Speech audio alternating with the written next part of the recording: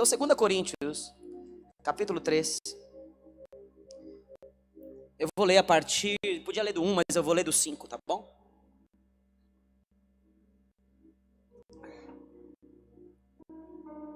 Não que por nós mesmos sejamos capazes de pensar alguma coisa como se partisse de nós. Pelo contrário, a nossa suficiência vem de Deus. Não que sejamos capazes de pensar alguma coisa por nós mesmos. A nossa suficiência, tudo que precisamos, o que nos sustenta, o que nos leva, como a Cat começou abrindo o culto. O Senhor é meu pastor, Ele é a minha suficiência. Ele me alimenta, Ele me corrige, Ele me leva, Ele me guia. A minha suficiência vem de Deus. Quando nós perdemos a suficiência em Deus, e nós deixamos de ouvir a sua voz, então as coisas começam a entortar na nossa vida, porque Ele diz que sejamos não que nós sejamos capazes de pensar alguma coisa. Muitos dos problemas, queridos, começam justamente aí. Quando nós começamos a criar dogmas, conceitos na nossa cabeça. Fique com o dedo aí, mas eu quero voltar uns capítulos aqui em 1 Coríntios capítulo 15. Oh, glória a Deus. No 15, no versículo 32, é só umas folhas para trás, deixa seu dedo aí no 2 Coríntios capítulo 3.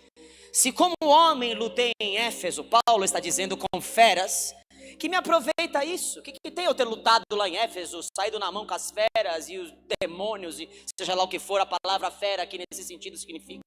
Se os mortos não ressuscitam, porque Paulo está defendendo a ressurreição dos mortos, ele diz que nós seríamos os mais miseráveis de todos os homens, se a nossa vida se restringisse àquilo que nós vivemos aqui no mundo passageiro. Seríamos os mais miseráveis de todos os homens. Que coisa mais horrível, eu não tenho esperança. Que coisa mais horrível não ter havido ressurreição dos mortos. Que coisa mais horrível se Cristo não ressuscitou. Ele diz, é vã a nossa fé. Se Cristo não ressuscitou, é vã a nossa fé. Já pensou que coisa terrível isso que Paulo está contemplando? E de pessoas falando contra a ressurreição de Cristo. Ele está dizendo, mas graças a Deus que Cristo de fato ressuscitou, aleluia, glória a Deus. Por isso não é vã a nossa fé. E tudo que nós fazemos nele, nos versículos adiante, ele diz, nada que fazemos em Cristo, nenhuma obra que fazemos em Cristo, ela é vã. Ok? Então ele está agora defendendo, então, porque se tudo fosse vão, e eu tivesse guerreado, de que me adiantaria essas guerras todas, essas batalhas?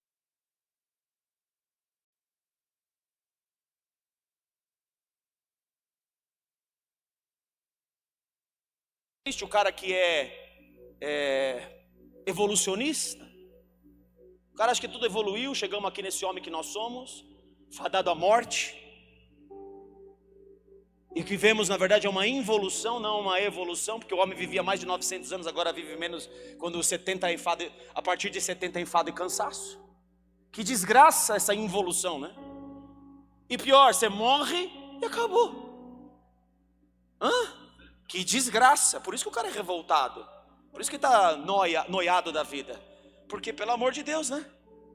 Que vida desgraçada, se eu vou morrer, acabou tudo, vamos comer, beber, fazer o que nós quisermos da nossa vida e está tudo certo. Não vos enganeis, olha o que ele diz aqui, as más conversações corrompem os bons costumes. Cuidado com as conversas, cuidado com o que você ouve nos YouTubes da vida, nos Instagrams, nos TikToks. Muito cuidado, filhos, muito cuidado. Porque as más conversações, elas acabam criando dentro de você algo na sua mente, no seu intelecto. E ele diz que nós não somos capazes de pensar por nós mesmos. Cuidado com as conversas políticas que nos matam, cuidado com seus conceitos e opiniões formadas por homens nas universidades. Cuidado, querido, muito cuidado. Moisés teve que arrancar tudo isso de dentro dele quando ele saiu do Egito. Você acha que Deus vai lidar bem com isso dentro de você, querido? Cuidado com as más conversações, porque elas vão corromper a sua forma de pensar. E aí eu volto com aquele versículo, deixa o dedo aqui, não terminei. Ele diz, não que nós mesmos sejamos capazes de pensar alguma coisa como se partisse de nós. Vocês estão entendendo a importância do seu pensamento em Deus? E dos conceitos que você forma fora de Deus, que te influenciam até hoje, aqui dentro. Tudo que você recebeu de informação, queridos, está te influenciando, quer para o bem, quer para o mal. E vou ainda um pouco mais profundo. Às vezes o que eu conheço de Deus é o que me atrapalha. Eita, pastor, agora é uma heresia.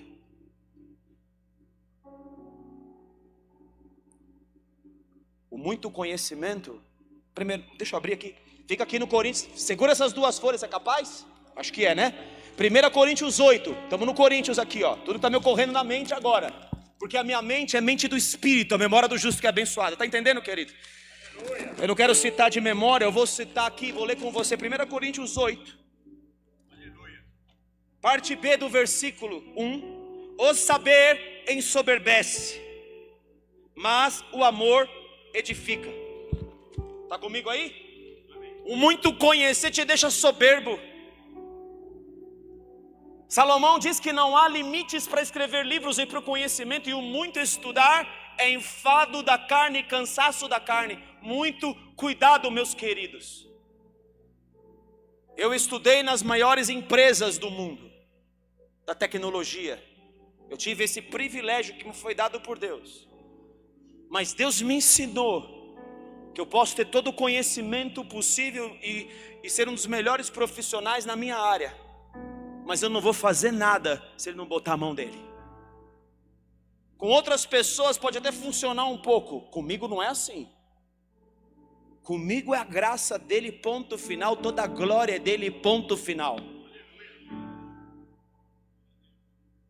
É isso que acontece. Cuidado com o conhecimento, principalmente o adquirido no mundo.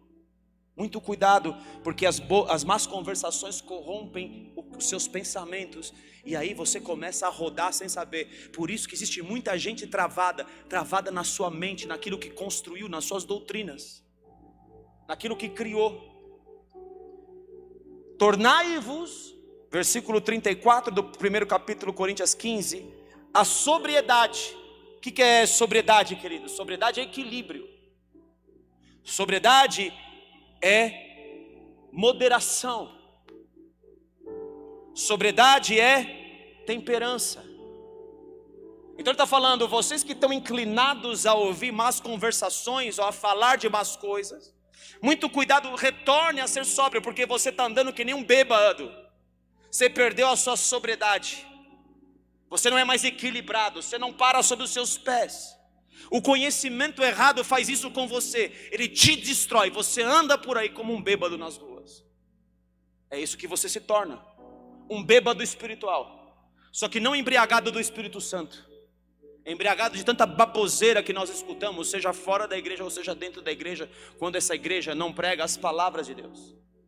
Não só as palavras de Deus, as palavras reveladas de Deus, não conhecimento, mas poder. Poder por trás das palavras. Tornai-vos a sobriedade como é justo, não pequeis, porque alguns ainda não têm conhecimento de Deus.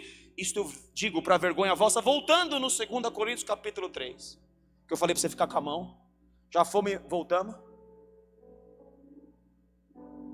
Note.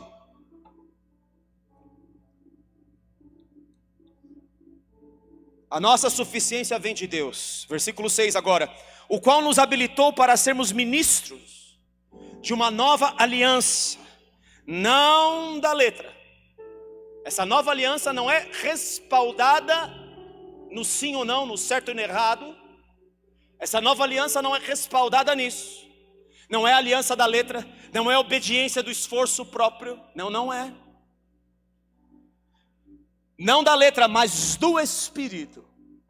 Porque a letra te mata, o conhecimento te mata. A letra mata, mas o Espírito te vivifica.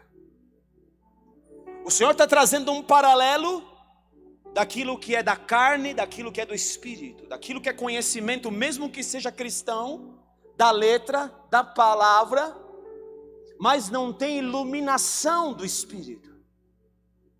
não tem a vivência no Espírito, não tem o andar no Espírito, não tem a presença do Espírito. Este é o problema. E então nós criamos dogmas, criamos conceitos e preconceitos espirituais que nos travam muitas vezes no reino do Espírito. Então olha só, eu sou uma fonte de armazenar informações na minha mente, sejam elas as que vêm do mundo, do que eu aprendi, sejam as que vêm de dentro da igreja, que eu também aprendi, sejam as que vêm nas conversas, nas mesas, ou na minha família, são conceitos vários que eu crio e que eu trago, muitos. E eu ajo e me movo de acordo com eles. Então ele diz que a letra mata, mas o Espírito vivifica. Então eu tenho que entender o que está por trás da letra. Isso é uma palavra de conhecimento. É o conhecimento que não é óbvio, é o conhecimento que muitas vezes não é ipsis literis. O grande problema, vou soltar aqui, do povo de Deus, do povo de Israel, do povo judeu, foi a literalidade da palavra. Vivem literalidade até hoje. São firmes demais com aquilo que Deus diz. Jesus fala para eles numa ocasião, em Mateus 23, vocês dão o dízimo da hortelã, do endro e do cominho. Vocês são aplicados em obedecer o dízimo que eu pedi para vocês dar. Todavia, vocês negligenciam as coisas mais importantes da lei. Vocês negligenciam o amor e a misericórdia. Jesus não está nisso. Não adianta eu obedecer ipsis literis, julgar com uma medida muito forte e ao mesmo tempo eu negligenciar o que está por trás da letra. Quando perguntam para o Senhor Jesus, quais são os principais mandamentos? Vamos ver se Jesus está bem treinado. Que loucura, né? Quem está perguntando isso? Os maiores conhecedores e soberbos da época, o povo de Deus, o povo judeu. Estão querendo pegar Jesus em algum detalhe, em alguma palavra mal colocada, estão querendo no fundo apedrejá-lo por alguma heresia. Você nota como o conhecimento errado, o conhecimento dogmático, o conhecimento sem a iluminação do Espírito, ele pode se tornar perigoso para mim e para você. Você está percebendo isso? Por isso que Jesus diz para eles, se vocês fossem as minhas ovelhas, vocês ouviriam a minha voz, mas por que vocês não me obedecem? Porque vocês não ouvem a minha voz, vocês são filhos de outro pai, que é o diabo, que é pai da mentira e ele é assassino, vocês querem me matar. Vocês são filhos do pai da mentira, ou seja, Satanás. Então Jesus está confrontando um povo que tinha todo o conhecimento. E embora tivessem todo o conhecimento, não reconheceram o tempo da visitação do próprio Messias, do próprio Deus encarnado, querido. Por dogmas, por conceitos e preconceitos. Vocês estão comigo aqui? Vocês estão me ouvindo? Às vezes você está comendo um Netflix. Você está comendo informação, querido. Está comendo o adultério, a prostituição, está comendo a mentira, o engano, o puxar o tapete de alguém para subir. Você está comendo isso. Você está comendo o desejo do mundo, é isso que você está se alimentando. E esse conhecimento em você, ele está dentro de você. Um dos piores conhecimentos que nós temos é o adquirido pela nossa própria família, porque é quem primeiro nos dá o conhecimento. Mas as nossas primeiras marcas vêm exatamente daí. De dentro da nossa casa, dos nossos familiares. É ali que reside a maioria das curas espirituais. Ou as falhas de caráter nos dias de hoje. É da família.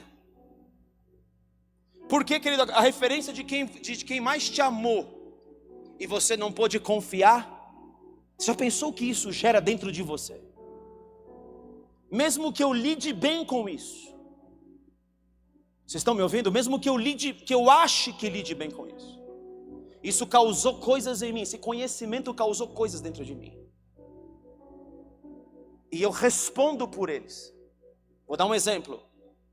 O pai foi muito duro com o filho. O pai foi violento com o filho. Eu não estou dando esse exemplo por acaso, porque agora Deus já me falou que não é por acaso, tá bom? O pai foi violento com o filho.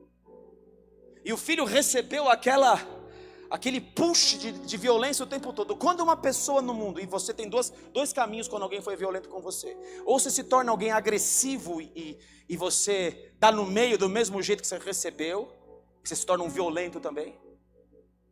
Eu já vi muitas pessoas assim que foram violentadas, não necessariamente violentadas sexualmente falando, mas violentadas verbalmente falando.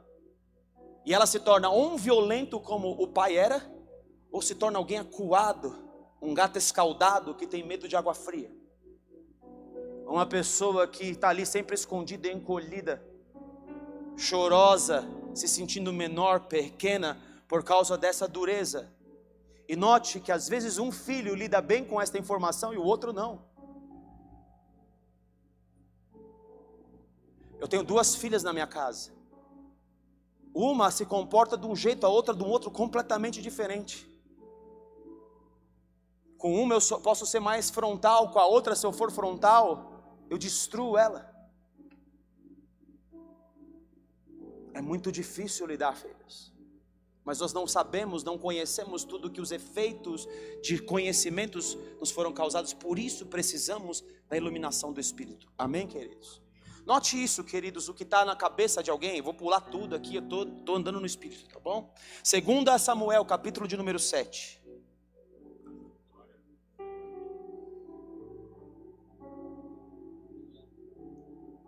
Israel até hoje está viajando na maionese por causa disso tudo que eu estou te falando.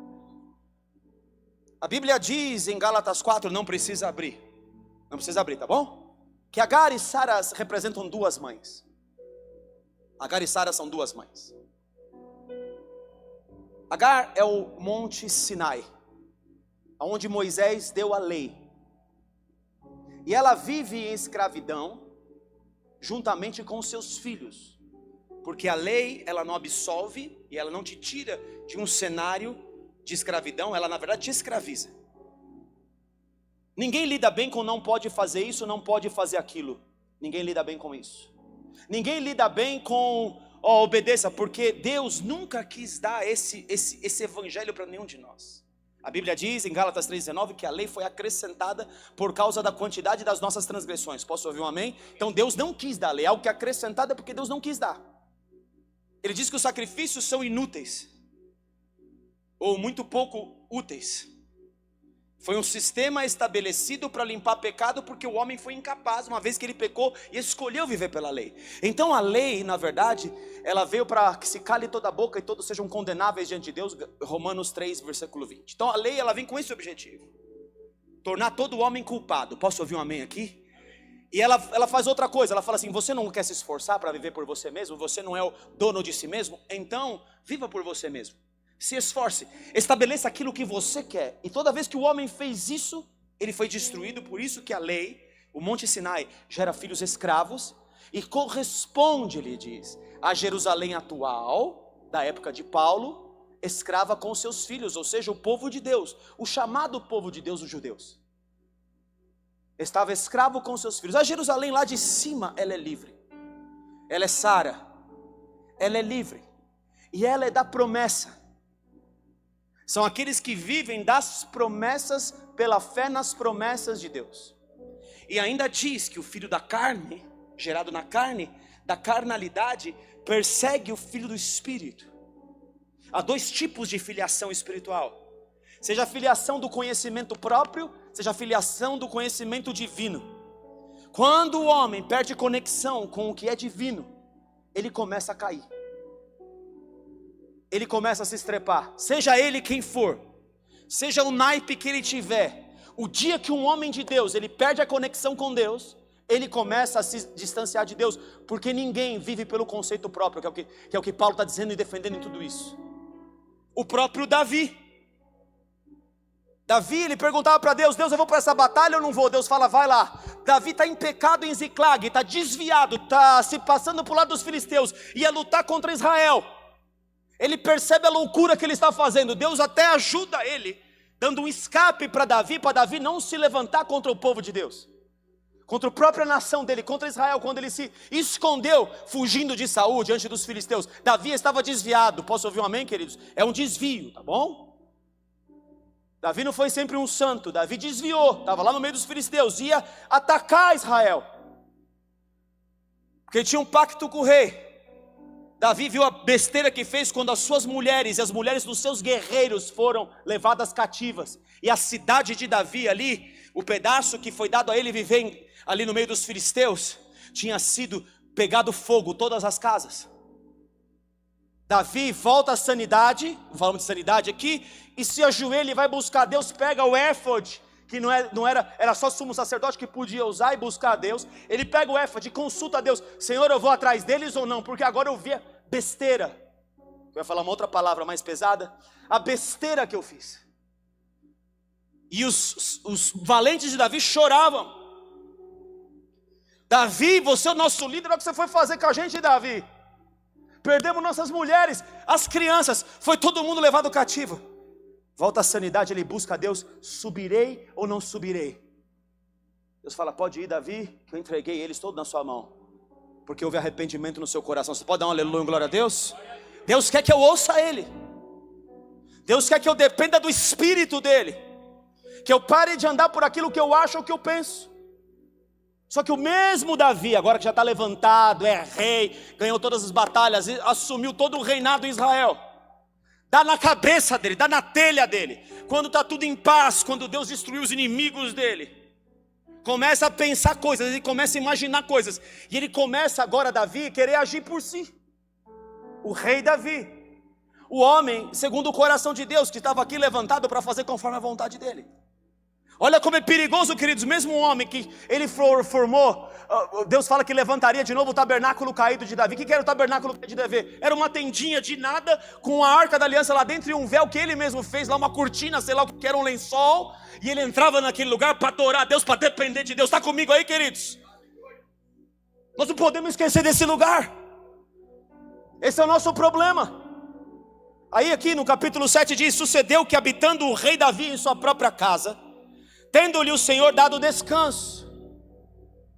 O Senhor deu a Davi descanso do quê? De todos os seus inimigos em redor. Acabou a batalha de Davi, acabou a batalha espiritual, acabou a batalha com os povos. Deus honrou seu servo, Deus deu descanso a ele. Aí está com a mente vazia, porque pelo menos quando nós estamos em guerra, nós estamos na pegada. Ou eu guerreio e pergunto para Deus: me ajuda aqui, me livra aqui, que o negócio está difícil para mim. Mas é melhor estar guerreando. As duas vezes o vacilo de Davi, começou aqui o vacilo de Davi. Escute isso. Começou aqui, não começou lá em 2 Samuel 11. Deus me disse isso hoje. Começou aqui. Por quê, queridos? O que Davi começa a pensar da sua cabeça, da sua cachola? As más conversações corrompem os bons costumes, os seus pensamentos, os seus dogmas, aquilo que você acha. Eu penso, logo existo. Quem foi que disse isso? É Descartes que disse isso, o filósofo? Começou, eu penso, logo existo. Começou a filosofar o Davi aqui, antes dos filósofos. E aí ele disse ao rei, ao profeta Natan: olha, eu moro em casa de cedros e a arca de Deus se acha numa tenda. Raciocínio do Davi. Aí o Natan, que fala: esse é um homem de Deus. As más conversações corrompem o quê? Não escutei. Ah, tá bom, você está aí ainda, né? Corrompe os bons costumes. O que Natan vai dizer? Natan é profeta, queridos. Eu vou dizer uma frase para você nessa noite: o maior desejo do diabo é acabar com o profético de Deus. O diabo quer matar o profético. Ele não se preocupa com nada, ele se preocupa em destruir o profético. Ele quer destruir o que Deus diz, porque o que Deus diz já é, aleluia. Porque o que Deus diz estoura cativeiros, glória a Deus. Porque o que Deus diz destrói o cedro do Líbano, aleluia. Porque a voz de Deus é como muitas águas, glória a Deus. Porque ela endireita, ela levanta o caído, aleluia. Ela dá força ao cansado, ela reestrutura aquele que não tem vigor. Ela faz o homem andar em altos lugares. Ela faz o homem acessar o sobrenatural. Ela faz um Pedro que nega Jesus se transformar no maior pescador de vidas. Aleluia, glória a Deus. É isso que a palavra de Deus tem poder de fazer. É isso que o profético de Deus pode fazer. Por isso o diabo quer destruir isso. Ele quer começar que você imagine isso, imagine aquilo. Eu acho isso, eu acho aquilo, eu penso, eu logo existo. É isso que o diabo quer fazer com você. E fez com Davi. Aí o Natan, profeta de Deus, disse ao rei: vai. Estou influenciado, rei. Olha que perigo, queridos. Faze tudo quanto está no teu coração. Faze tudo, rei, que está no teu coração, porque o Senhor é contigo. O que você quiser fazer, Davi, Deus é com você. Uma vez eu vi uma pessoa se desviar de Deus. Ela pegou um livro e falou: pastor, eu estou muito confusa. Você pode ler esse livro para mim?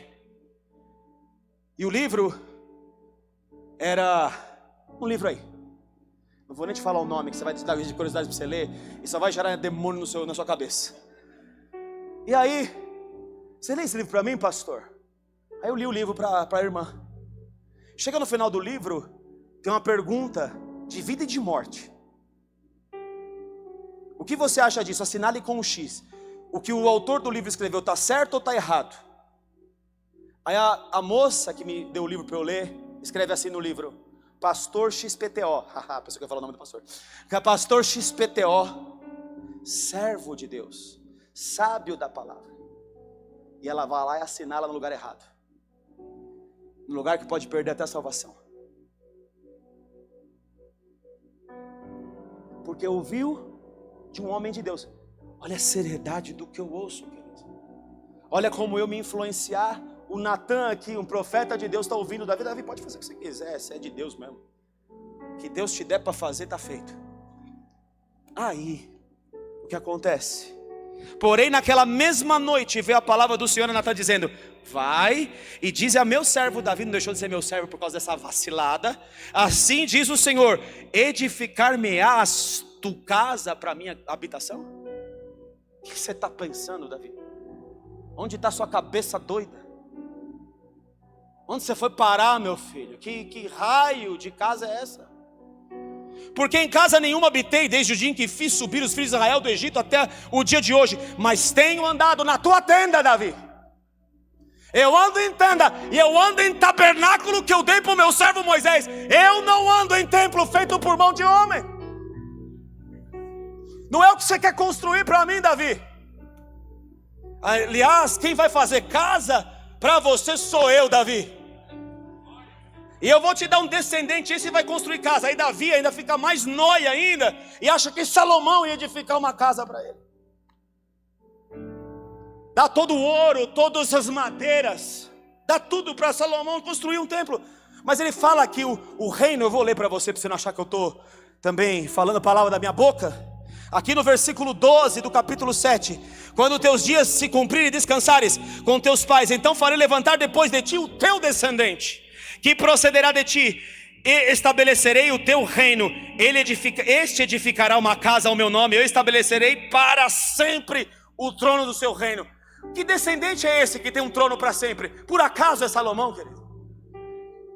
É Jesus. Muito obrigado que eu tenho alguém aqui que está prestando atenção naquilo que nós estamos falando. É Jesus, querido. O trono para sempre é o trono de Jesus. Este é sacerdote para sempre, segundo a ordem de Melquisedeque. É ele o rei. Quando vem Maria, ele fala assim: este aí vai sentar no trono de Davi. Este é o descendente.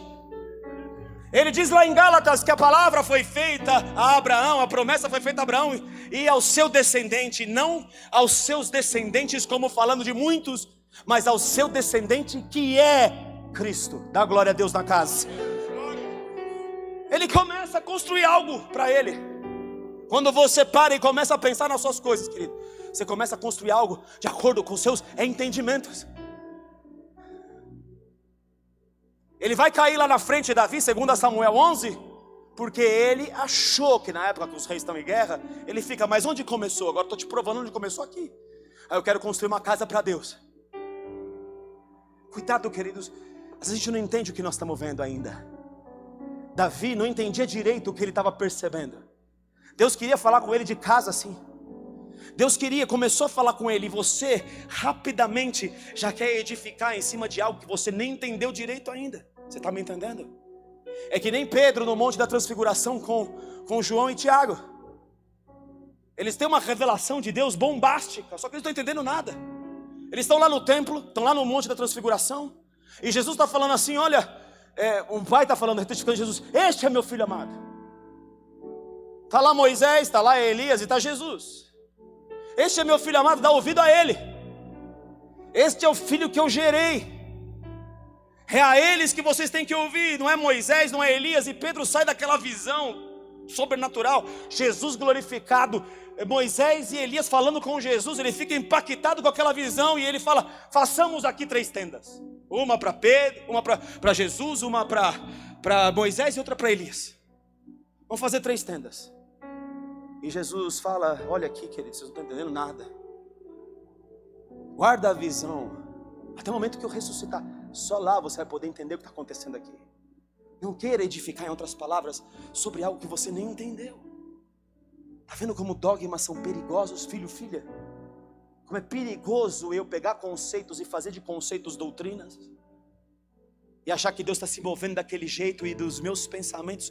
Muito cuidado, quando você para de depender exclusivamente em tudo que você vai fazer daquilo que Deus está dizendo. Cuidado com os projetos pessoais. Cuidado que em teu nome expelimos demônios, em teu nome fizemos sinais, em teu nome para o nosso reino. Nós construímos muita coisa, querido, que são para nós. E todas essas coisas que construímos para nós são tabernáculos que Deus nunca vai habitar. Porque Ele não habita em tabernáculos feitos para as mãos dos homens. Moisés sobe para o monte, Israel fica lá embaixo. Quando ele vai construir a primeira coisa, ele e o sacerdote levantado, que Moisés quis que levantasse o Arão, que era irmão dele, porque ele tinha vergonha de falar.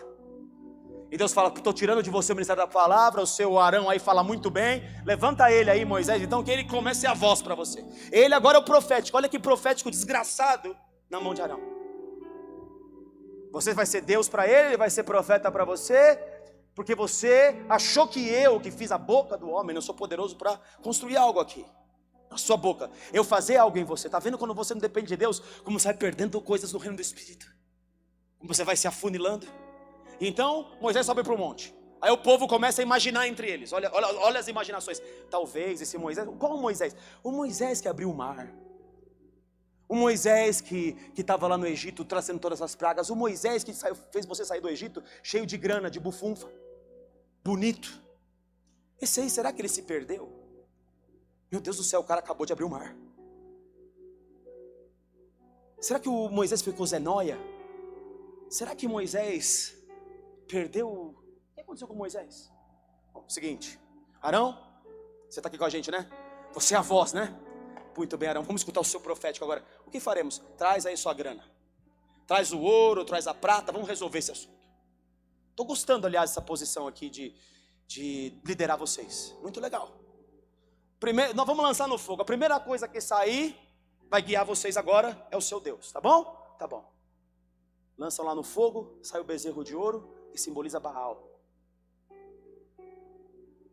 E quando Moisés ouve isso lá em cima, Deus fala para ele, desce lá porque o seu povo se corrompeu. Por vezes Deus me tira daqui, em férias, em situações, só para mostrar coração. Essa palavra é uma palavra para pastores, não é para ovelhas. Mas toda vez que eu saio, queridos, muitas coisas acontecem. Vai lá ver o coração do teu povo como está. Vai ver se eles estão bem ou se estão com umas conversinhas aí que estão corrompendo os bons costumes. Vocês estão me entendendo, meus filhos? Estão lançando a obra das suas mãos no fogo e está saindo o que ele quer que conduza ele. Há pessoas que são conduzidas pelas obras das suas mãos. Está entendendo a linguagem de revelação aqui? São conduzidos por aquele que ele acha bonito, o ministério que ele acha bonito. Deus nunca teve nele, Deus não quer habitar. É uma tenda que não foi feita, é um tabernáculo que Deus não quis. Deus nunca quis. Em Atos, capítulo de número 7.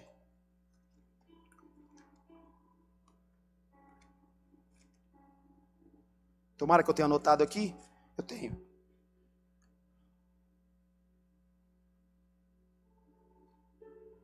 Eu habito em tenda e tabernáculo, não é que Deus disse? Eu habito em coisa que se move. Eu não habito em coisa parada. Eu não habito em coisa feita pelas mãos dos homens. Eu habito em coisas que são feitas no modelo que eu criei. Oh, glória a Deus. Por isso que Davi, quando está carregando a primeira vez a arca, que eles vêm trazendo em cima do boi, e a arca vai tombar, e o Zaiaiô mete a mão na arca, que nunca tiveram relacionamento com Deus, eles metem a mão e morrem fulminados. Davi fica com temor de Deus. E ele vai entender como é que se carrega a glória. É no formato de Deus, não é no nosso formato. Então ele bota no ombro dos sacerdotes, e aí sim ele pode levar a arca da aliança para fazer aquilo que a glória de Deus foi destinada a fazer. Vocês estão me entendendo, filho? Aqui em Atos 7 ele vai dizer uma frase, em 44 diz: o tabernáculo do testemunho estava entre nossos pais no deserto, como Moisés determinara, aquele que disse a Moisés que o fizesse segundo o modelo que tinha visto. Fizesse como o tabernáculo? De acordo com o que Deus mostrou, de acordo com a revelação de Deus, de acordo com a visão do Espírito, por andar no Espírito, por não sair do monte, não sair da tenda. Foi por isso que Moisés viu um modelo no céu. Oh glória! O qual também nossos pais com Josué, tendo recebido, levaram quando tomaram posse das nações, que Deus expulsou da presença deles, até aos dias de Davi. Este achou graça diante de Deus. Quem está falando agora? De Davi. E lhe suplicou a faculdade de prover morada para o Deus de Jacó. Davi quis estabelecer morada, mas foi Salomão que lhe edificou a casa. Entretanto, diga comigo, entretanto, Deus não habita, o Altíssimo não habita em casas feitas por mãos de homens, como diz o profeta: o céu é o meu trono e a terra é o estrado dos meus pés. Que casa me edificareis, diz o Senhor? Ou qual é o lugar do meu repouso? Não foi porventura a minha mão que fez todas essas coisas? Está comigo aí, querido? Você está entendendo o que é modelo do céu? Modelo do céu você precisa ver no céu, aleluia. Modelo do céu você não vai ver nas rodas. Modelo do céu você não vai ver aqui, mesmo quando eu estou pregando. O modelo do céu você vai ver quando Deus está falando. E se eu estou falando de acordo com os oráculos de Deus, então você está vendo o modelo do céu. É assim que se vê o modelo do céu. Mas cuidado com os dogmas criados por você mesmo. Em Romanos 9, versículo 33, se eu não me engano, ou 30. Romanos capítulo 9. Ele está falando sobre o povo dele, sobre Israel. E ele diz aqui em Romanos 9:30, diz: que diremos, pois? Que os gentios, aqueles que são estranhos às alianças de Deus, que não conhecem a aliança de Deus, que não buscavam a justificação, vieram alcançá-la, todavia que decorre da fé, foram justificados por fé, pelos oráculos de Deus. E Israel, que buscava a lei da justiça, não chegou a atingir essa lei, tentando fazer no seu própria força a lei de Deus, tentando obedecer com o seu esforço. A Bíblia diz que aquele que observa os preceitos da lei, por eles viverá. Se você se tornar na igreja um legalista, por isso muitas pessoas na igreja hoje vivem como escravas, sendo filhos, sendo herdeiros. Não herdam as promessas porque se movem nos preceitos da lei. Que preceitos são esses? Com a medida que você julga, você é julgado. Então são pessoas que gostam de julgar os irmãos. São pessoas que criticam os irmãos. São pessoas que querem matar os irmãos. Puxa, você está vendo? Viu aquele ali? Ó? Você viu o que a Mandy fez? Não sei o que você fez, tá, Mandy? E nem me interessa, isso pertence a você e a Deus. Mas você viu? Como o pastor botou o Gustavo no púlpito. Como o pastor mandou a igreja subir no púlpito. Meu Deus, você entende? Acho que o pastor ele devia fazer isso, porque eu acho que é mais legal. Queridos, eu vou dizer uma coisa para vocês. Eu não me movo pelo que você pensa, com todo o respeito que eu tenho por você. Eu me movo pelo que Deus diz. Se você vem para mim e fala assim: Deus me disse isso, eu vou abrir meus 2 ouvidos para te ouvir. Deus te disse? 3 pessoas, 4 pessoas vieram aqui e falaram: Deus disse isso, estava vendo isso, estava vendo aquilo hoje. E eu sei que estava vendo. Entende? É isso. Eu vou dar ouvido. Agora você vem com achismo, com o que eu penso, com o que eu deixo de pensar, com Descartes aqui, com Platão, e com aquilo que sua cabeça que está noiada, está mais para lá do que para cá está pensando. Querido, você me desculpe, com todo o respeito que eu tenho por você, eu devo respeito a você. Estou sempre aberto para conversar o que você quiser. Mas quem me guia e quem dá direção aqui é Deus. E é a Ele a honra, a glória, o louvor, o poder. E se eu perder isso, eu perdi tudo. Se eu perder a palavra do conhecimento, eu perdi tudo. Eu conheço Ele, ando nos passos dEle, me movo no tempo dEle. Ou eu já aprendi a estar fora do tempo, já aprendi a estar depois do tempo. Passei, acelerei demais, eu já vi como que o tempo funciona de Deus. Eu tenho tido experiências com Deus. Ele me corrige sim várias vezes no meu caminhar, várias vezes. E graças a Deus por isso. Obrigado, Senhor, como Ele corrigiu Natan. Natan, o que é? Você está fazendo aliança com o Davi? É mais importante o Davi do que eu? Que papo é esse agora? Está falando que Davi pode fazer qualquer coisa e que eu estou assinando embaixo? Está ficando louco, Natan? Que é isso, mano? Romanos 9, continuando. Por quê? Porque não decorreu da fé, e sim como das obras. Está vendo as obras aqui da lei? Quem quer viver pela lei, pelos seus preceitos viverá. Se você é um legalista, se você olha com as pessoas com o olho corrupto, logo Deus, você está te levando a viver pela lei. E quem está na lei não pode obedecer a Deus, porque todos são condenados na lei. Logo, muita parte da igreja é escrava porque vive pela lei, pelas obras, pelo certo e pelo errado, por obedecer e desobedecer. E não por ouvir a Deus e depender de andar no Espírito com Ele. Quando eu não tinha controle sobre mim, queridos, sobre os meus olhos, eu não tinha controle sobre os meus olhos, eram impuros, porque eu aprendi a ser impuro, por causa das minhas fraquezas, de outras raízes. Eu falava, Deus, não me levante enquanto o Senhor não curar os meus olhos orem puramente. Eu quero que o Senhor cure os meus olhos, senão não me levante, eu não quero ser levantado. E aí Deus me leva, eu começo a clamar dentro do meu coração, falar para o meu pastor, o que é graça? O Espírito Santo clamava dentro de mim, e o Espírito estava falando comigo, mas eu não conhecia a graça. Eu só conhecia que eu tinha que acertar, e quanto mais eu tentava não errar, olhando impuramente, mais impuramente eu olhava. Eu me esforçava. E eu de verdade me esforçava. O pastor na minha igreja falou assim, isto é um imperativo, sede santos porque eu sou santo. Eu falei, meu Deus do céu, eu tenho que ser santo mesmo. Como aquele pastor está dizendo, eu tenho que ser santo. Só que eu não consigo.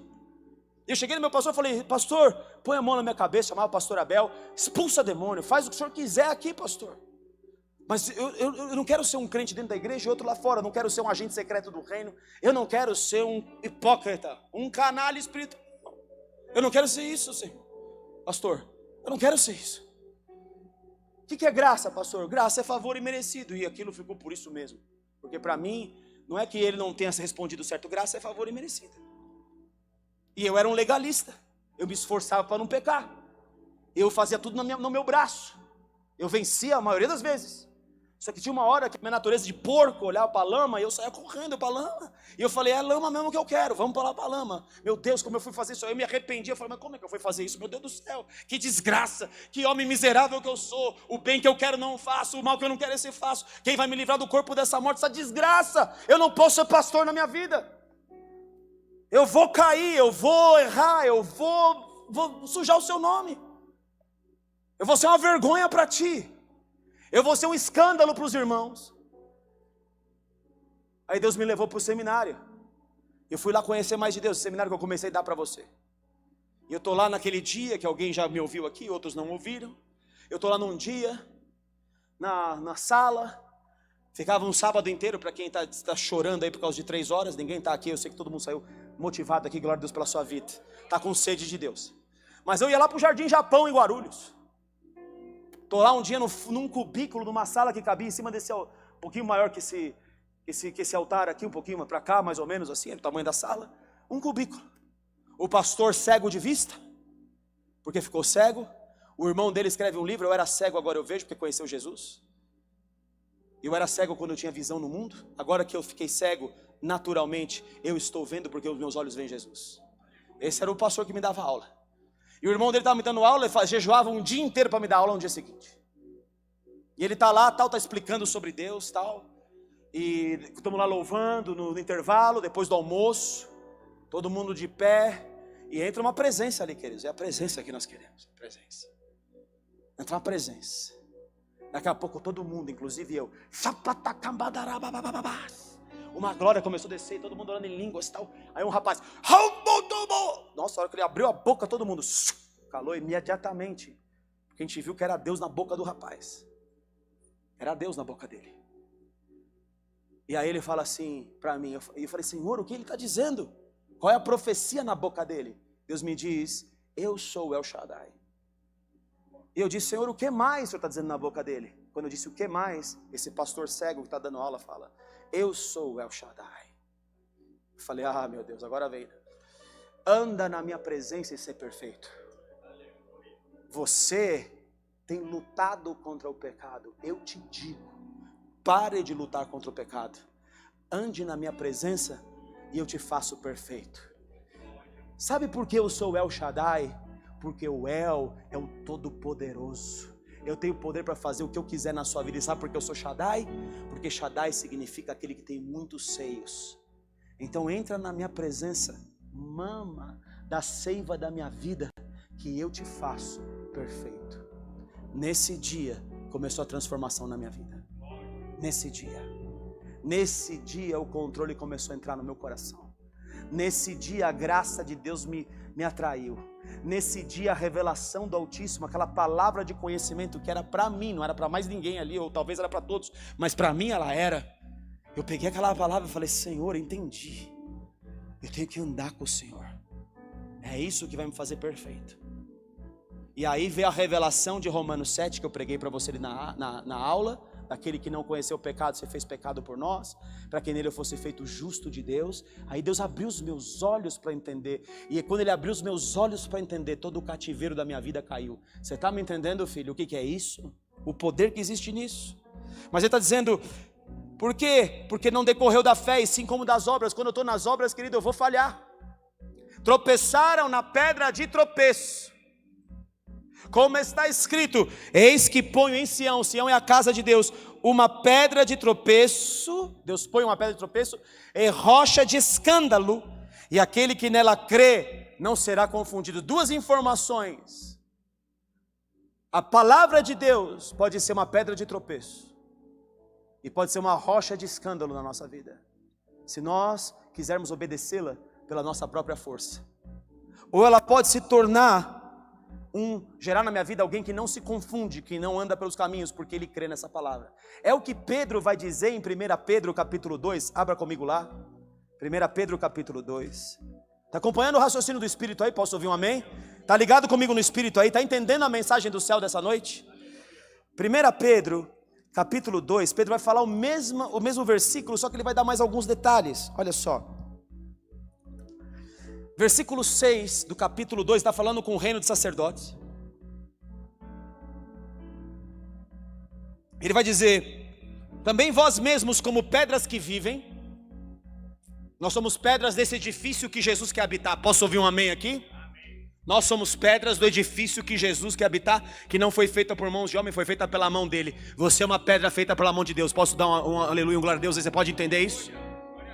Sois edificados casa espiritual, para ser de sacerdócio santo, a fim de oferecer de sacrifícios espirituais agradáveis, estou no versículo 5, a Deus por intermédio de Jesus Cristo. Por isso está escrito: eis que põe em Sião uma pedra angular, eleita e preciosa, e quem nela crer, está escrito aqui, quem crê na pedra, não será de modo algum envergonhado. Posso ouvir um amém, um glória a Deus aqui?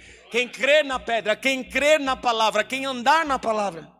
Para vós outros, portanto, os que credes, é a preciosidade, mas para os descrentes, a pedra que os construtores rejeitaram, essa veio a ser principal pedra, e pedra angular, é pedra de tropeço para quem descrê, para quem anda pela sua própria força, pelo seu próprio pensamento, rocha de ofensa. São esses os que tropeçam aonde? Na palavra, sendo desobedientes para o que também foram postos.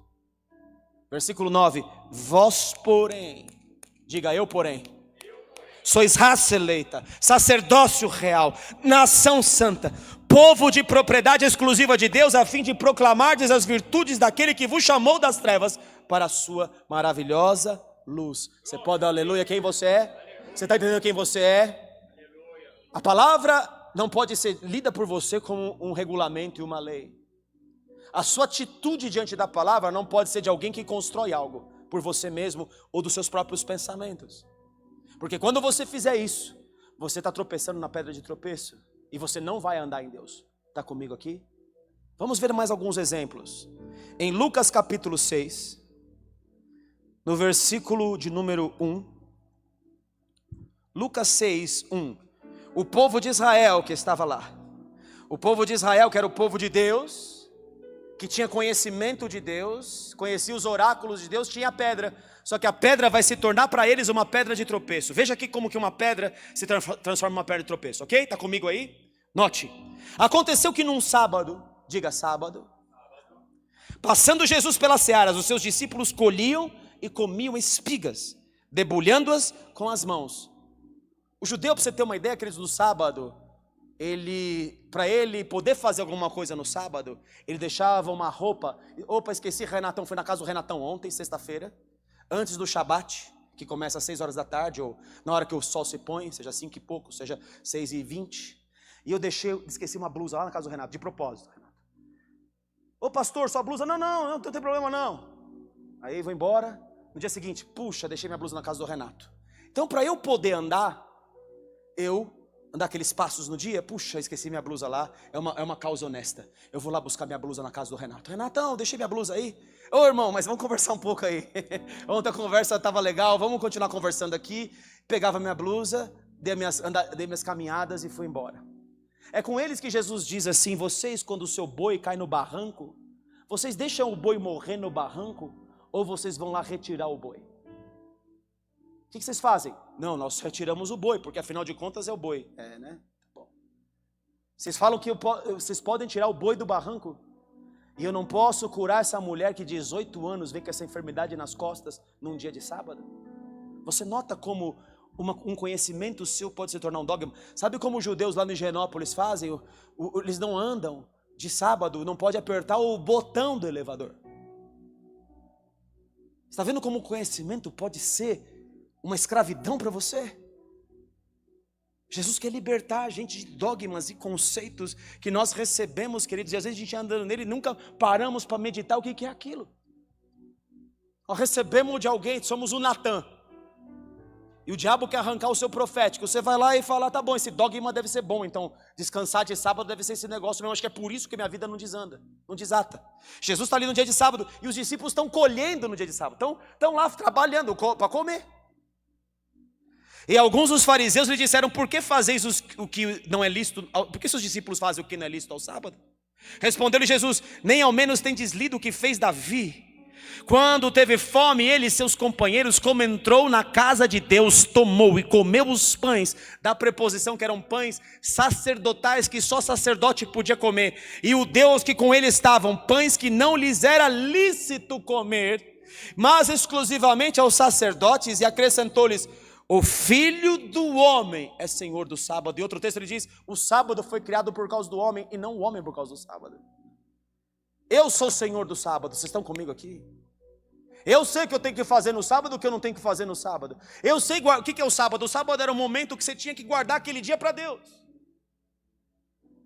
Queridos, hoje na graça eu guardo todos os dias para Deus. Eu faço e me movo em Deus. Eu estou gostando do Gustavo aqui, que eu estou vendo enquanto eu prego. Ele está todo tempo assim, ó. Sabe o que é isso? Ele está comendo o que eu estou dizendo no Espírito. Ele está ganhando entendimento. Paulo fala assim: eu falo em línguas muito mais que todos vós, porque eu estou andando no Espírito. Por isso que ele escreveu mais livros do que todos nós. Você pode dar um aleluia, glória a Deus. Está entendendo de onde vem o mistério de Deus? Paulo está ligado no Espírito, queridos. Ele está dizendo que você tem que orar sem cessar. Tem que estar ligado no Espírito, tem que estar andando no Espírito, para você discernir o que você faz ou aquilo que é dogma. Versículo 6. Sucedeu que em outro sábado. Por que Jesus escolheu o sábado, querido? Justamente porque ele queria quebrar dogmas na cabeça desses discípulos.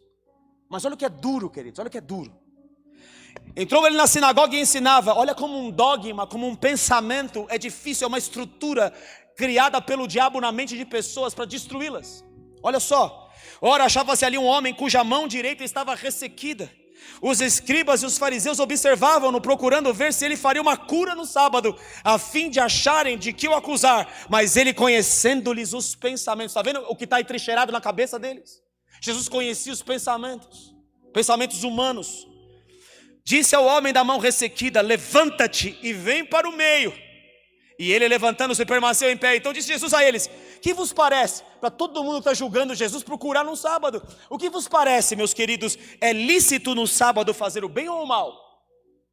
Salvar a vida ou deixá-la perecer? E fitando todos ao redor, ninguém respondeu nada. Isso me chama a atenção, queridos. As pessoas não andam no Espírito. Elas andam debaixo de conhecimento, de força própria, de força humana. A maioria dos cristãos não discernem as perguntas de Jesus. Não ouvem a voz linda do Mestre. Não tem prazer em ouvir a sua voz. Elas andam por conceitos pré-estabelecidos, por informações de todo tipo, por aquilo que acham e que pensam, constroem os seus próprios conceitos. E então Jesus pergunta para elas: e aí, o que eu faço? Curo esse homem que tem com a mão mirrada? Ou deixa ele assim mesmo? E o cara tem tanta dureza do conceito, do pensamento, da estrutura montada na mente dele, que ele não diz, não responde. Quando Deus te faz uma pergunta, queridos, essa resposta pode mudar toda a sua história, toda a sua vida. A vida deles não é mudada, Deus vê a dureza do coração deles. Ele diz assim: estende a mão. Ele assim o fez e a mão lhe foi restaurada. Aleluia, glória a Deus. Mas eles, olha isso agora, olha o que vem agora, se encheram de furor e discutiam entre si quanto ou que fariam a Jesus. Quando o seu conhecimento está estabelecido e os seus conceitos estão criados, queridos, você não quer ouvir um conceito espiritual mais. É muito triste. O Senhor está aqui nessa noite para libertar a sua mente. E Ele está dizendo: não vos conformeis com este século, com este mundo. Pega todo o pensamento que você recebeu hoje, olha, todos vocês aqui. Pega todos os seus pensamentos cristãos, toda ideologia cristã que você recebeu. Pega tudo isso. Pega, junta tudo num saco. Pega tudo isso e faz assim, ó: Senhor, guia esses pensamentos. Não vos conformeis com este século, mas transformai-vos pela renovação do quê? Da vossa o quê? Mente, para que experimenteis a boa, perfeita e agradável vontade de Deus. Quer experimentar a vontade de Deus? Esquece a sua mente. Derrube os seus dogmas. Submeta os seus conhecimentos. Jesus faz uma pergunta. Mateus 16, não precisa abrir. Quem diz aí os homens que eu sou? Qual é o conhecimento da casa de Israel, dos que conhecem a mim? O que todo mundo está dizendo aí, discípulos? Eu estou falando com meus discípulos, estou falando com vocês nessa noite. O que é que o Senhor está perguntando para você hoje? Que perguntas Deus tem te feito e são difíceis de responder? Todo mundo aí está dizendo que qual que é o consenso? Qual que as palavras estão espalhadas aí pelo mundo hoje? O que todo mundo está falando aí? O que os servos de Deus estão dizendo aí? Quais são os conceitos espirituais de conhecimento espiritual que estão sendo pregados nas igrejas, nas portas? Quem dizem os homens que eu sou? Uns dizem que tu és Elias. Outros dizem que tu és o profeta. Outros dizem que você é isso, é aquilo. Mas Jesus fala assim: não. Tem muito conhecimento aqui, mas nenhum desses conhecimentos é verdadeiro. Ele volta e diz: mas vós, os meus íntimos, quem dizeis que eu sou? Nesse instante, queridos, você precisa abrir. Quando Deus está te perguntando algo, abra para escutar algo do céu. Abra-te para ter revelação. Abra-te para andar no Espírito. Abra-te para sair das esferas comuns. Abra-te para começar a orar em línguas, para entender o que Deus está dizendo aqui. Abra para receber a palavra dentro de você e não do conceito mútuo. Para não que as outras igrejas estão escutando. Eu tenho mais gente escutando aqui, ó. A Fernandinha está escutando. Eu sei quem está escutando. Estão escutando. Entenda isso. A palavra do conhecimento que vai libertar, ela só vem para quem está conectado. Então Pedro diz: tu és o Cristo, o Filho do Deus vivo. E ele disse: bem-aventurado és, Simão Barjonas, não foi carne nem sangue que te revelaram. Você recebeu uma palavra de conhecimento de Deus para dizer algo que é do céu. E isso vai mudar todos os dogmas existentes aqui. Vocês estão comigo? Não vai mudar só o dogma existente, mas também eu digo que tu és Petros. Eu estou mudando o seu nome, Pedro. Essa revelação, esse acesso, essa mente de Cristo que está sendo implementada em você, Pedro. Isso que você está recebendo aqui está transformando a sua essência. Eu estou transformando você por uma simples palavra, Pedro. Uma só. Uma palavra está mudando a vida e mudando conceitos de todo mundo. A palavra que Pedro vai dizer vai abrir os olhos de todos os discípulos. Mas Pedro, porque acessou esse lugar em Deus, ele vai receber de Deus. Tu és Petro, sobre essa pedra eu vou edificar minha igreja, sobre essa revelação eu vou bendizer, vou fazer o seguinte, Pedro, eu vou te dar chaves do reino. Alguém viu chaves aqui?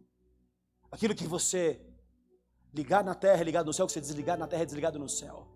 As portas do Hades não prevalecerão contra a minha igreja. Estou te revelando, Pedro, ninguém ouviu isso ainda. Vai haver uma igreja. Queridos, não existia igreja. Você está comigo aí? Pedro é que abre a porta da igreja, lá no Pentecostes. Você pode dar um aleluia, glória a Deus? Pedro é que com essa chave abre a porta dos gentios, para que os gentios fossem aceitos no corpo de Cristo. Você pode dar um outro aleluia, glória a Deus? Por experiências daquilo que ele viu no sobrenatural, um lenço subindo e descendo. Eu estou recebendo algo do Espírito, eu estou conectado com o Espírito. Na quarta-feira estávamos no monte, fomos poderosamente visitados, queridos. Pra você ter uma ideia, Deus estava controlando até o vento que estava lá, fazendo as árvores louvarem a Deus conosco. Foi uma experiência única, tremenda. Quando discernimos o que Deus estava dizendo ali, e as redes, as conexões, sabe quem foi lá hoje? Eu sei que está lá por motivo político, não importa, mas eu falei, estão estabelecendo conexões, negócios, ministério, trabalho, tudo está sendo conectado. Quem foi lá hoje em Carapicuíba? O prefeito. 5 anos nunca foi. Você pode dar um aleluia, glória a Deus? Você está entendendo que é uma palavra de Deus, algo que você vê no profético pode fazer, queridos? Foi uma conexão estabelecida. Por quê? Agora eu vou usar a conexão. Me dá o ginásio lá de Carapicuíba para a gente fazer uma cruzada, prefeito. Você não falou que está em época de eleição? Vamos ser mais sábio do que ele. Ele está aqui para subir no púlpito, para falar. Ele abriu a porta para nós aqui. Vamos fazer de louco com louco, de fraco com fraco. Vocês estão comigo aí, queridos? Para mim não importa, mas Deus estabeleceu uma conexão. Você pode dar um glória a Deus? Isso é baseado no campo daquilo que nós vemos no Espírito. Nós paramos de falar, queridos. Sabe o que aconteceu? O vento cessou. Quem estava lá? Quem pode dar glória a Deus? Está me entendendo? O vento cessou. O vento estava louvando com a gente, dizendo: o Espírito Santo está aqui. É muito tremendo, querido. Você está querendo viver experiências sobrenaturais? Você precisa estar conectado no Espírito para entender. Pedro entende. No momento seguinte, Jesus repreende Pedro, Mateus 16 mesmo. Jesus começa: eu tenho que morrer. Os homens vão fazer o que querem comigo. Eu tenho que ir para a cruz. Pedro: que é isso, Senhor? Não se faça isso contigo mesmo. De quem que é esse pensamento? Jesus fala para ele: de quem é esse pensamento? Pedro, você cogita, arreda Satanás. Quem está falando com você, Pedro, nesse instante, que o cara que acabou de ouvir a voz de Deus, abrir céu, ganhar a chave, agora está dizendo: Senhor, não faça isso contigo. Arreda Satanás, porque não cogita das coisas de Deus, mas do quê? Dos homens. Toda vez que você cogitar das coisas dos homens, querida, nós estamos construindo algo que não é em Deus. Cuidado com os pensamentos. Deus está purificando nesta noite os nossos pensamentos. Eu quero terminar a palavra de hoje com uma pessoa. Vou terminar até com 2, tá bom? Mais 2 exemplos bíblicos de conexão espiritual, tá bom? Mais 2 pessoas que impactam aqui, que fazem algo diferente no reino do Espírito. Uma delas está em João capítulo 4, que é a samaritana, né? A samaritana está lá. Jesus está discernindo um tempo que os discípulos que estão andando na comunhão, que estão querendo fazer lanche com Jesus, não estão discernindo. Os discípulos estão numa outra vibe. A vibe dos discípulos, querido, que coisa mais gostosa do que ter comunhão com Jesus, não é? Só que Jesus aqui é o homem que está ligado no Espírito. Jesus aqui é o homem que está empowered, está apoderado pelo Espírito de Deus. Ele está fazendo tudo o que fez debaixo da orientação do Espírito, andando no Espírito. Gálatas 5,16, não precisa abrir, diz assim: andai no Espírito, para que não satisfazeis as concupiscências da carne. Não anda pela lei, depois ele fala na sequência, anda pelo Espírito. Então o Senhor Jesus está andando pelo Espírito. A mulher está acostumada a beber de uma fonte, que é a fonte de Jacó. Sabe quem era Jacó? Quem era Jacó na Bíblia, queridos? Jacó na Bíblia é o usurpador, não é? É aquele que faz as coisas com a força dele, vai lá, faz o prato de comida, pega a primogenitura do irmão, mas já era dele. Deus falou, o maior vai servir o menor. Já era dele, sim ou não, por promessa? Era ou não? Quero dizer para você, você não precisa ajudar Deus. Quando Abraão tentou ajudar Deus, deu certo ou deu errado?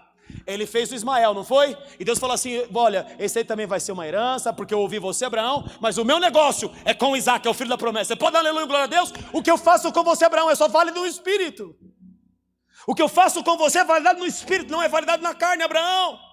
Igreja, servos de Deus, o que eu faço é validado no Espírito.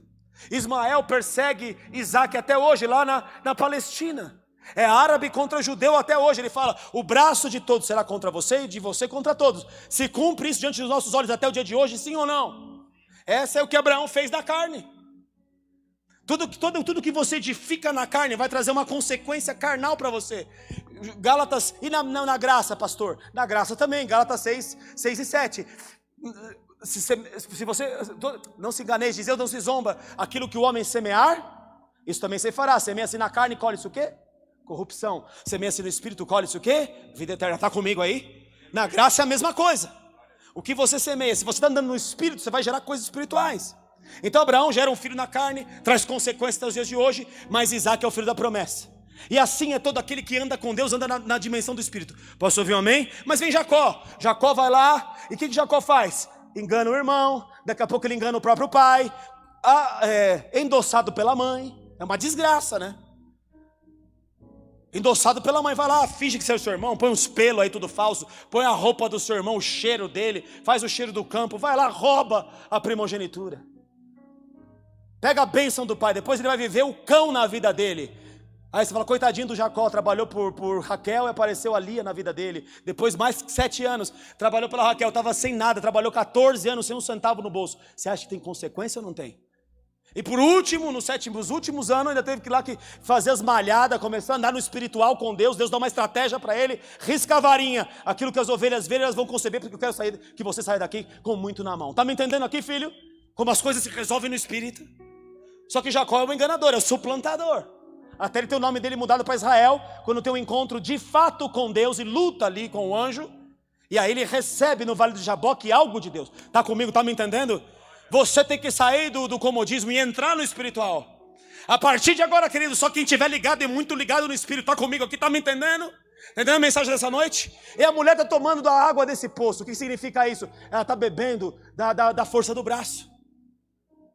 Só que vai vir uma palavra de conhecimento para ela. Jesus fala, se você beber dessa água aí, da força do braço, você vai voltar a ter sede. Mas quem beber da água que eu lhe der, vai ser nele uma fonte a jorrar, uma água viva que vai jorrar para a vida eterna. Aleluia, glória a Deus. Ele está falando, eu vou transformar a sua bebida, mulher. Eu vou transformar as informações que você recebe. Eu vou transformar a sua existência, mulher. Ele fala, então vai lá e chama seu marido e vem cá. Ela fala, não tenho marido. Ele fala, isso é verdade, mulher, porque 5 maridos você já teve. Você tentou saciar sua sede com 5 homens. E a sua sede não saciou, mulher. Porque não se faz na força do braço aquilo que faz. E esse que agora está aí, realmente não é seu marido. Esse demônio que está na sua vida agora, não é seu marido. Mas chegou o 7º na sua vida, chegou Jesus, e eu vou transformar a sua história.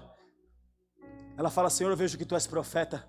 Os nossos pais dizem que em Jerusalém, uns dizem que é Jerusalém, os nossos pais dizem que aqui na Samaria, onde que eu vou adorar? Ele fala, mulher, vamos acabar com esses dogmas aqui. Nem em Jerusalém, nem na Samaria, mas os meus adoradores adorarão a mim em espírito e verdade. Aleluia, glória a Deus. Essa é a primeira pessoa que entra no espiritual aqui. Por causa dessa mulher, toda a Samaria é transformada. Jesus está falando assim, vocês não estão falando que tem 4 meses para a colheita? Eu estou andando no Espírito. O Espírito diz que há uma colheita pronta, vamos andar pela colheita do Espírito. Posso ouvir um amém, um glória a Deus? Quem está no Espírito está entendendo o que está acontecendo no lugar. Quem está no Espírito está entendendo qual é a arma que vai usar. Estão comigo? E para encerrar, eu vou encerrar nessa palavra desse homem em João, capítulo de número 1. Um pouquinho para trás.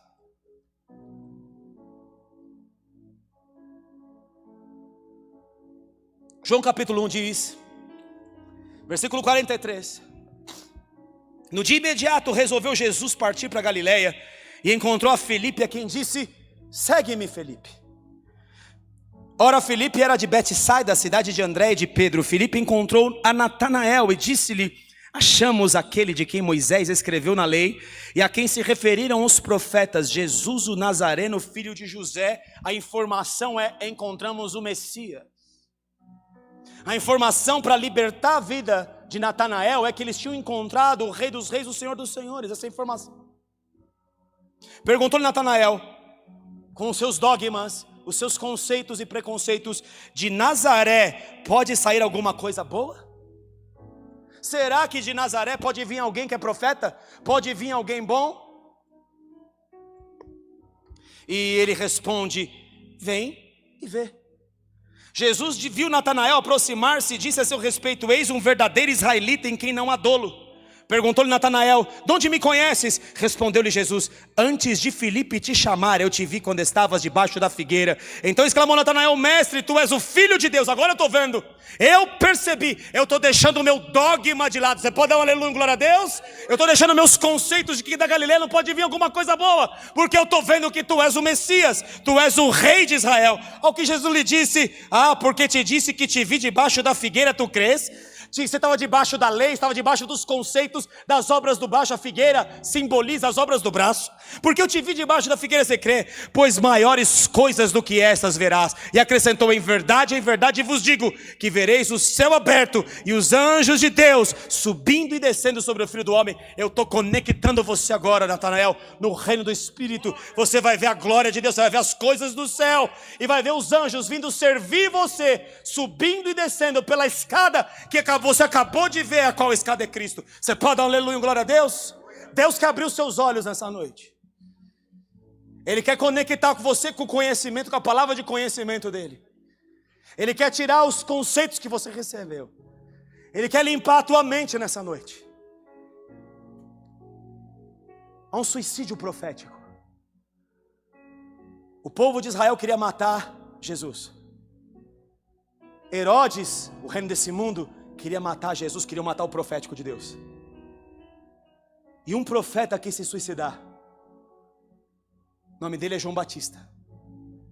João Batista, por causa dos seus conceitos e por causa daquilo que ele tinha recebido de Deus, disse: vai dizer lá para os discípulos, vai perguntar se é Jesus, é esse que estava para vir, o Messias, ou se eu tenho que esperar algum outro. O mesmo que viu a pomba descer nele, o mesmo que viu a glória de Deus manifesta em Jesus, o mesmo que tinha o ministério de preparar o caminho de Jesus, o mesmo João, queridos. Jesus vai responder para ele: olha, João, os cegos veem, efetua vários milagres na frente dos discípulos, os surdos ouvem, o paralítico, quando o evangelho está sendo anunciado ao pobre. Vai lá e diz para o João o seguinte: bem-aventurado é aquele que não vê em mim uma pedra de tropeço. Cuidado para a palavra não matar você.